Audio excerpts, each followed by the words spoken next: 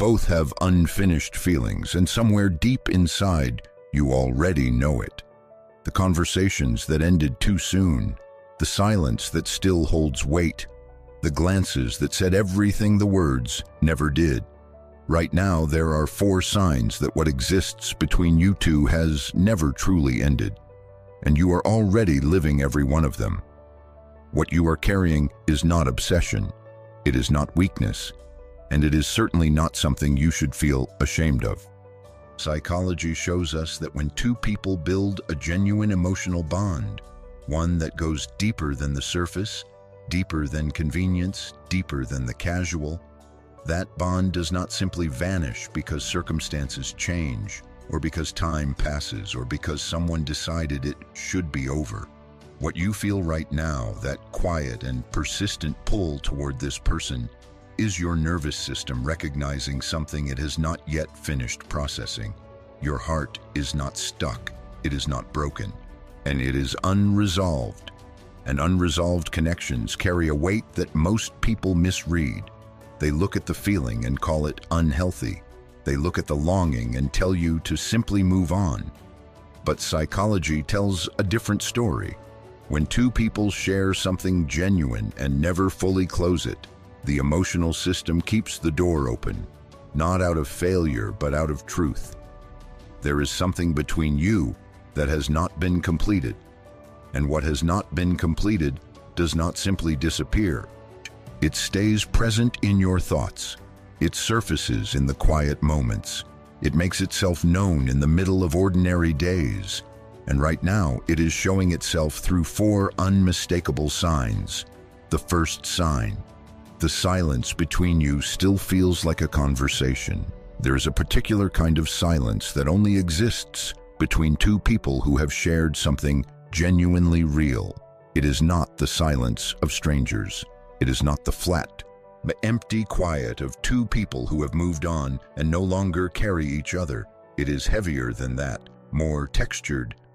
When you and this person go quiet, whether in the same room, across miles of distance, or through weeks of no communication, that silence is not empty.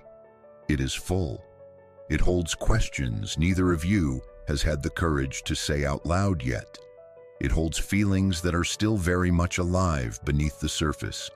You feel it when you think of them and sense somehow that they are thinking of you too. You feel it in the space between what was said and what was actually meant. Psychology shows us that when 2 people have not fully processed their emotional connection, the mind continues the conversation even when the voices go silent. The silence becomes a living thing. It holds memory, it holds longing, it holds the shape of everything that was left unfinished between you. And that kind of silence, heavy, full, meaningful, is not the sign of something that is over. It is the sign of something that is still very much alive. The second sign: your body still responds to this person before your mind even has time to catch up. Before you have even consciously formed the thought, something in you shifts. Your heart rate changes when someone says their name. A song comes on and something in your chest tightens before you have connected it to them. You catch a scent, something familiar in the air, a season, a place, and for one brief, suspended moment, they are completely present. This is not nostalgia. This is not sentimentality. This is neuroscience. When a connection reaches a certain level of emotional significance, it becomes encoded not only in your memory, but in your body itself. Your nervous system holds the imprint of that person in ways that no amount of time, no distance, and no deliberate effort can fully erase. And the most important thing to understand about this response is what it reveals. This does not happen with people you have truly moved past.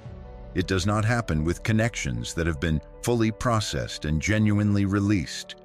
When your body still responds to the thought of this person, when your physiology still carries their presence even in their absence, it is not a malfunction. It is a report. Your nervous system is telling you something true. Something is still unfinished here. And if your body still knows them this well, the question worth sitting with is, does their body still know you? The third sign.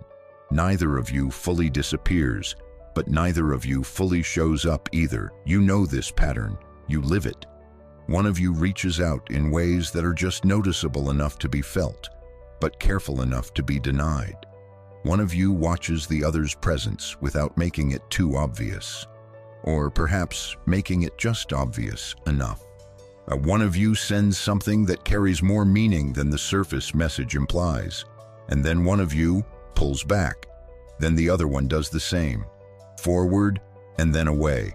Close and then gone. This push and pull is not confusion.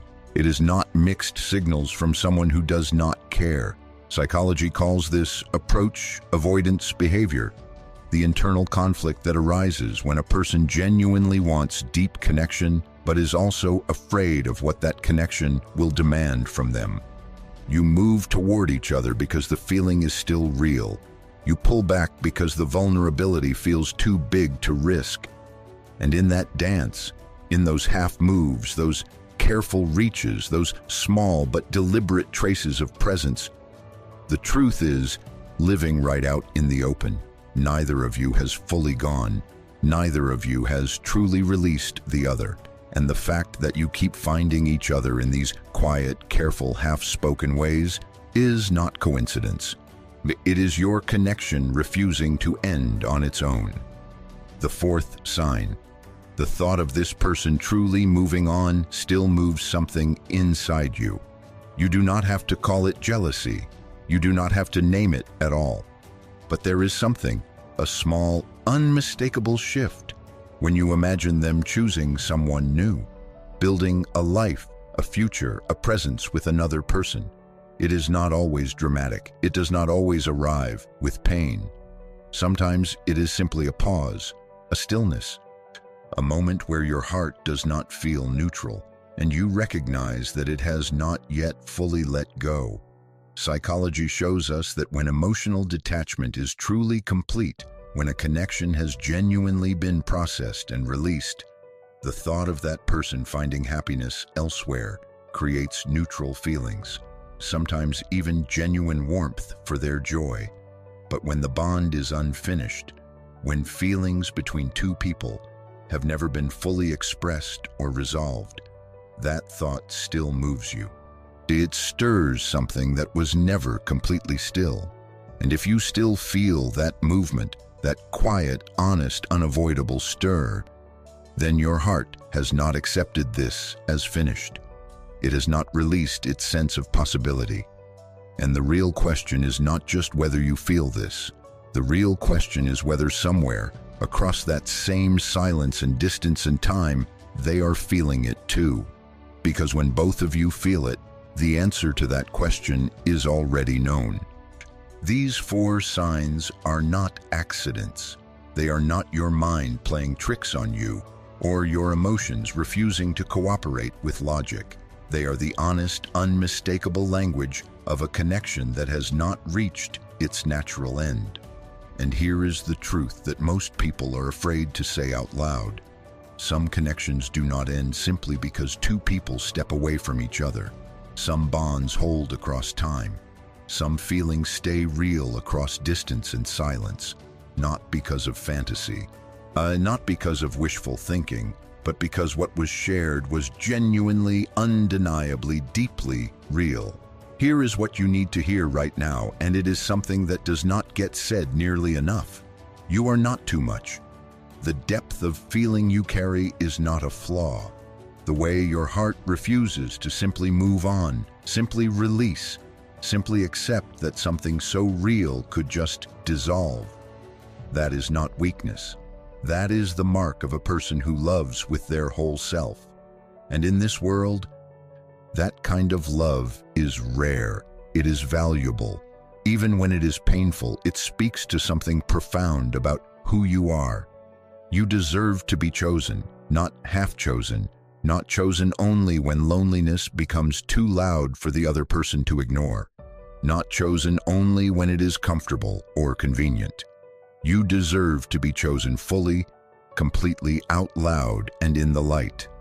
The fact that this connection has stayed alive inside you, that you are still here, still feeling, still open to what might be possible, tells the whole story of your heart. You have not given up on love. You have not decided that what is real is not worth the risk of being hurt again. Your feelings are not too much. Your silence has never been cowardice. You were never the problem. You were the one who felt deeply, who cared honestly, and who held space for something most people would have walked away from. That says everything about your character and absolutely nothing about your worth. But your worth was never conditional on whether this person chose you. You are already whole. You are already enough. And whatever truth is waiting at the end of these unfinished feelings, whether it leads back toward each other or toward a peace you have not yet found, you are strong enough to receive it. You deserve a love that is fully awake, fully present, and fully yours. Hold on to that. Not as a wish, but as the truth it has always been. So if this resonated with something real in you, if any of these 4 signs felt like a mirror